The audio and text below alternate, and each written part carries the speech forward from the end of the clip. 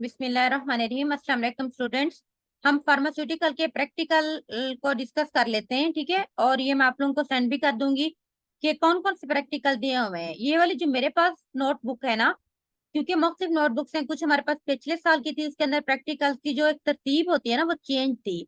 और ये वाली कुछ अब न्यू बुक्स आई हैं जो प्रैक्टिकल्स की, तो इसके अंदर जो ना उनकी तरतीब थोड़ी चेंज है। तो इसमें कुछ उन्होंने एक दो और न्यू प्रैक्टिकल भी ऐड किए हैं, तो मैं इसी में से आपको कराऊंगी। और बनी हुई जो मेरे पास फॉर्मेट वाली कॉपी है वो पुरानी पड़ी हुई है, वो मैं आपको सेंड कर दूंगी पीडीएफ में, ठीक है, जब प्रैक्टिकल हो जाएंगे, ताकि आप उधर से भी बना लें, जिस तरह आप मर्जी अपनी कॉपी बना लें। तो इसमें हम लोग आज देखते हैं कि पहला कौन सा प्रैक्टिकल उन्हें दिया हुआ है। फार्मास्यूटिक्स से हम पहले स्टार्ट करेंगे।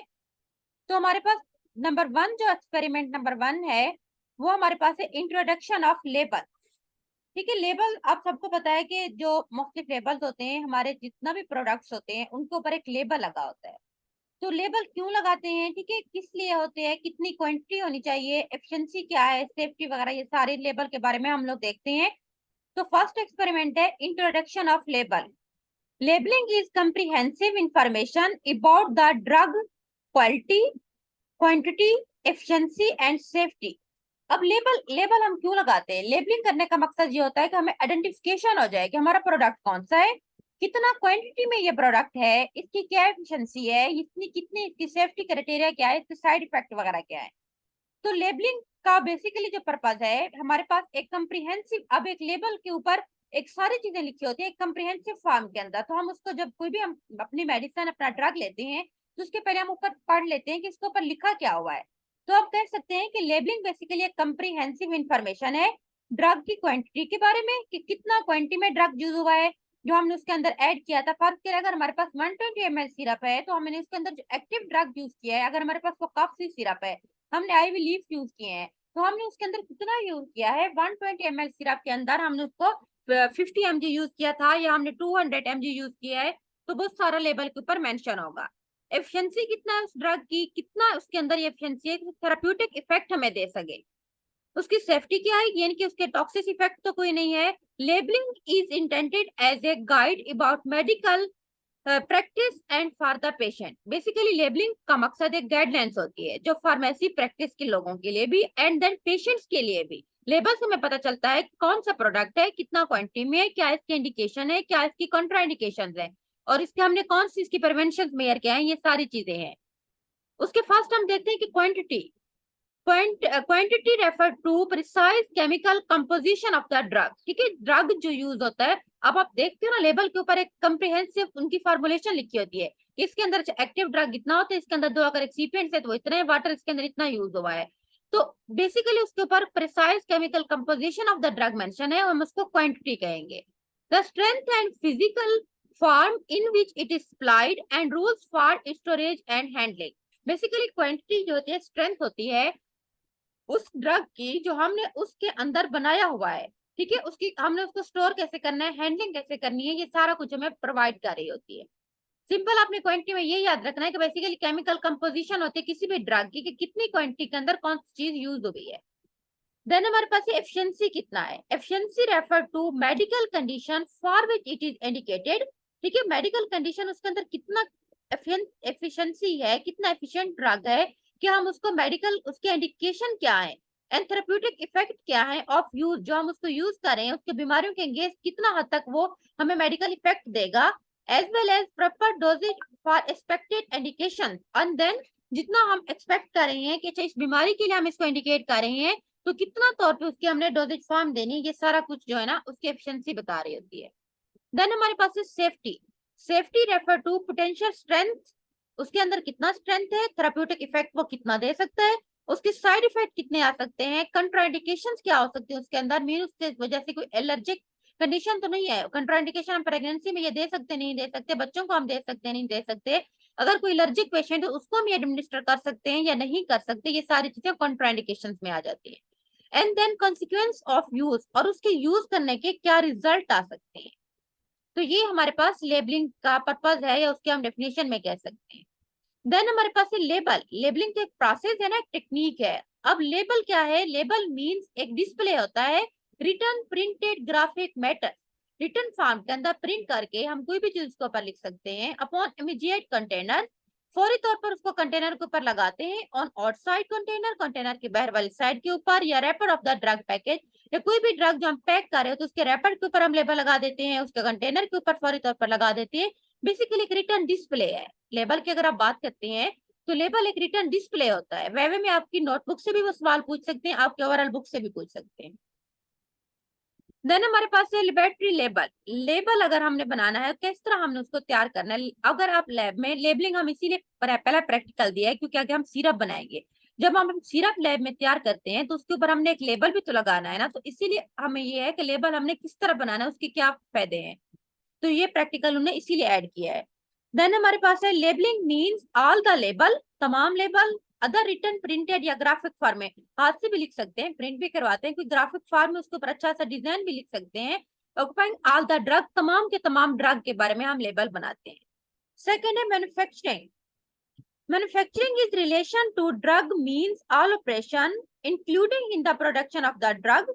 ठीक है, मैन्युफैक्चरिंग की अगर हम बात करते हैं उसमें ड्रग की मैन्युफैक्चरिंग से रिलेटेड तमाम प्रोसेस आ जाते हैं कि प्रोडक्शन ऑफ द ड्रग किस तरह से हुई है, इंक्लूडिंग प्रोसेसिंग, प्रोसेस क्या उसमें शामिल थे सारे, कंपाउंडिंग किस तरह से हुई है, फॉर्मेशन हमने किस तरह से की है, फिलिंग कैसे हुई है हमारे प्रोडक्ट की, फिलिंग करने के बाद हमने उसकी पैकिंग कैसे की है, पैकिंग करने के बाद हमारे पास फिनिश प्रोडक्ट कैसे बना है, हमने लेबलिंग किस तरह से की है, सारी चीजें उसके साथ, उसकी स्टोरेज कंडीशन क्या है, उसको सेल हमने किस तरह से करना है, और अपने प्रोडक्ट को हम डिस्ट्रीब्यूशन किस तरह से करना है, ये सारे पॉइंट हमारे मैन्युफैक्चरिंग के अंदर कवर हो जाते हैं।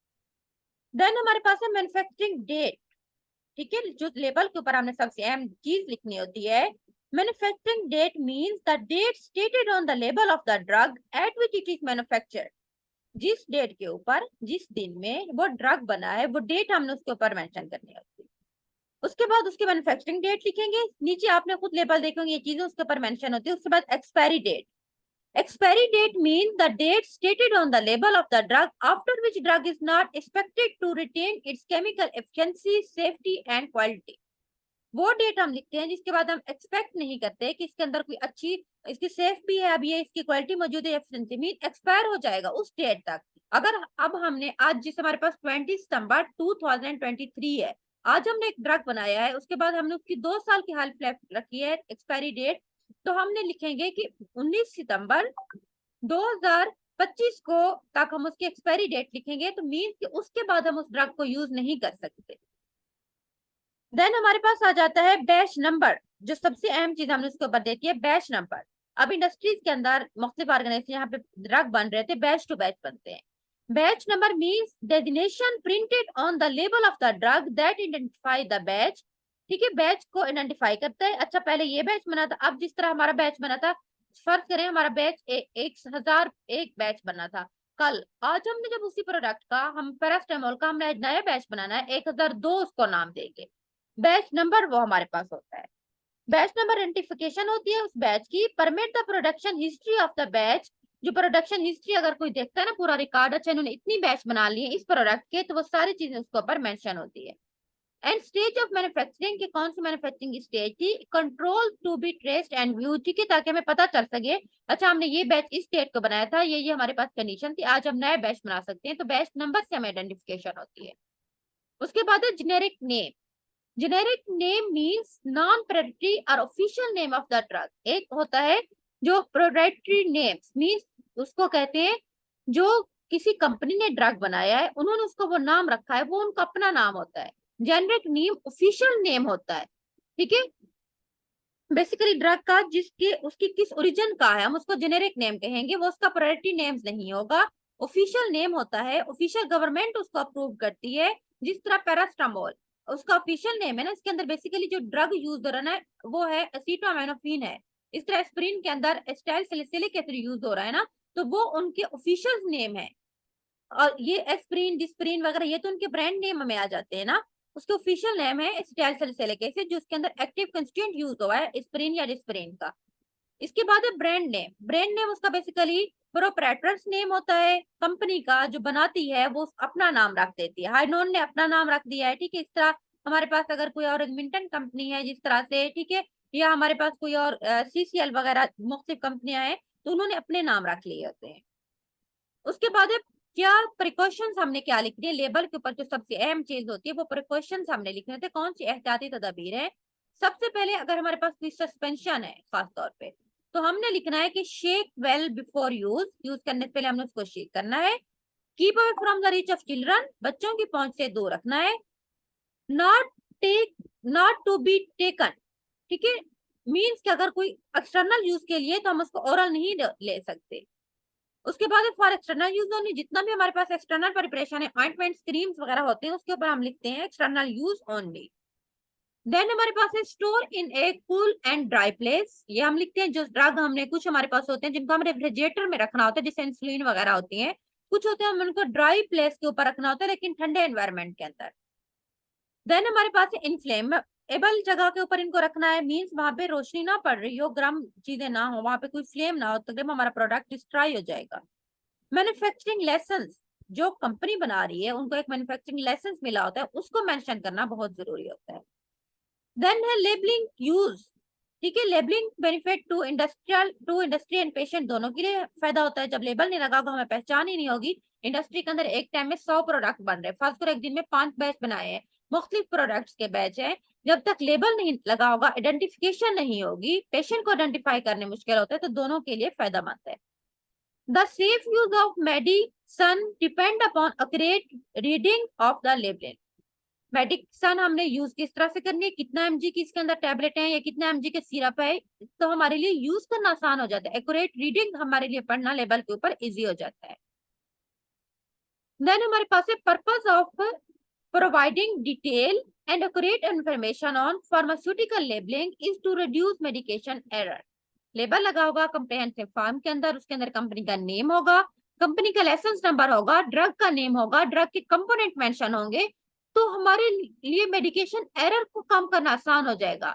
मीन मेडिकेशन एरर कम हो जाएंगी, फार्मास्यूटिकल लेबलिंग के ऊपर इंफॉर्मेशन एक्यूरेट होंगी, तो हमारा पर्पस जो होगा उसको हम अचीव कर लेंगे, मेडिकेशन एरर को भी कम कर लेंगे। एंड देन हम क्या करेंगे कि उसके ऊपर हमारे लिए आइडेंटिफाई करना आसान हो जाएगा, एक्यूरेट इंफॉर्मेशन हमें कंप्रेहेंसिव फॉर्म के अंदर मिल जाएगी। अब वैवा में उन्होंने आपकी नोटबुक के अंदर कोई क्वेश्चन भी बना दिए, आपके पेपर में पूछ सकते हैं कि लेबलिंग क्या है। आपको पता है कि बेसिकली कंप्रेहेंसिव इंफॉर्मेशन होती है ड्रग की सेफ्टी, एफिशिएंसी के बारे में, उसके एफिकेसी के बारे में, ठीक है। लेबल क्या होता है? एक प्रिंटेड रिटर्न कोई भी चीज है, ग्राफिक डिजाइन जो हम किसी भी अपने कंटेनर के ऊपर लगा देते हैं, उसको हम लेबल कहते हैं। उसके बाद एक मैन्युफैक्चरिंग डेट और एक्सपायरी डेट का आपको बताना चाहिए। वो डेट जिसके ऊपर प्रोडक्ट बन रहा है वो हमारे पास मैन्युफैक्चरिंग डेट है, एंड देन जिस डेट के ऊपर ड्रग मजीद थेरेप्यूटिक इफेक्ट नहीं दे सकता वो उसकी एक्सपायरी डेट होती है। उसके बाद generic name and brand name के कुछ नाम, या आपने लाजमी याद करके, अभी भी बच्चों से उन्होंने पूछा था वाइवा के अंदर। जेनरिक नेम जैसे मैंने पहले बताया था, पैरास्टामोल, एस्प्रिन, ये जेनरिक नेम है, ये ऑफिशियल नेम है। इस तरह सिप्रोफ्लेक्सासोन, ठीक है। उसके बाद लीवोफ्लेक्सासिन वगैरह एंटीबायोटिक्स हैं। ब्रांड नेम्स जिस तरह पैनाडोल, पैरास्टामोल भी ब्रांड नेम हो सकता है, उसमें बेसिकली पैनाडोल के अंदर पैरास्टामोल साल्ट है, साल्ट कौन सा? सीटामिनोफेन है। इस तरह डेक्लोरान के अंदर डेक्लोफेनेक सोडियम है, बेसिकली डिस्प्रिन के अंदर जो एस्प्रिन, उसके अंदर फिशर उसका नाम है, उसके अंदर जो ड्रग एसिटाइल सैलिसिलिक एसिड है।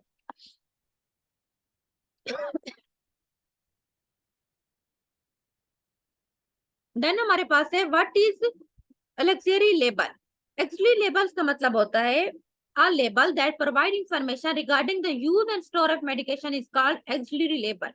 ठीक है, ये आपने याद करके जाना इसकी डेफिनेशन। ऐसा लेबल जिसके ऊपर ड्रग को हमने यूज किस तरह से करना है, एंड देन उसकी मेडिकेशन की स्टोरेज कंडीशंस कौन सी होती है, ये इंफॉर्मेशन जो मैं प्रोवाइड करता हूँ हम उसको लग्जरी लेबल्स कहते हैं। सस्पेंशन का लग्जरी लेबल क्या है? हमेशा सस्पेंशन के ऊपर आपने एक चीज लिखनी होती है, वो होता है शेक बिफोर द यूज, क्योंकि सस्पेंशन के अंदर ऐसे पार्टिकल्स होते हैं जो नीचे बैठ जाते हैं, ग्रिटी पार्टिकल्स होते हैं, उसको जब तक हम शेक नहीं करेंगे तो उसके अंदर एक्टिव ड्रग नीचे बैठे होते हैं, तो हमेशा आपने उसके ऊपर लेबल मेंशन करना है।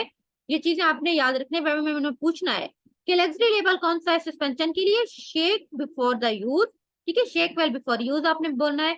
देन हमारे पास क्रीम, लोशन जितना भी एक्सटर्नल होती है उनके ऊपर क्या लिखना है, फॉर एक्सटर्नल यूज ओनली, इनको हम कभी भी ओरल रूट के थ्रू नहीं ले सकते। तो ये हमारे पास फर्स्ट प्रैक्टिकल था। आप अपनी कॉपी के ऊपर भी इस तरह सेम आपने लिख लेना है, और जो आपका पेंसिल पेज है वहां पे आपने कोई अच्छे से लेबल लेके किसी भी मेडिसिन का आपने उतार लेना है, न्यू लेबल उसके ऊपर आपने लगा देना है, सिंपल आपके पास लेबलिंग का होगा, ठीक है। कोई भी मेडिसिन के, 2 मेडिसिन के लेबल आपने उठा के एक आपने सस्पेंशन का लगा देना है, कोई सिरप का लगा दो, एक आपकी क्रीम वगैरह का लगा दो, एक्सटर्नल यूज ओनली लिखा होगा। तो आप कोई भी लेबल आपके घर में पड़ी होती हैं बॉटल्स वगैरह, ठीक है, आप उसमें से उतार के, वो आपके पास बिल्कुल अच्छी हालत में हो तो अपनी कॉपी के ऊपर पेस्ट कर सकते हैं। या आप चाहें तो नेट से भी लेबल है कि उसका प्रिंट भी लगवा सकते हैं। तो आपने पेंसिल पेज पे वो लिखना है। ये वेवा वाले क्वेश्चन आपने पेंसिल पेज में नहीं लिखने, पेंसिल पेज पे आपने जस्ट ये प्रैक्टिकल लिखना है, ठीक है, क्वेश्चन आपने नहीं लिखने। आपका कोई सवाल है तो आप लोग पूछ सकते हैं, या ग्रुप में आप लोग मुझे मैसेज कर दीजिएगा, ठीक है।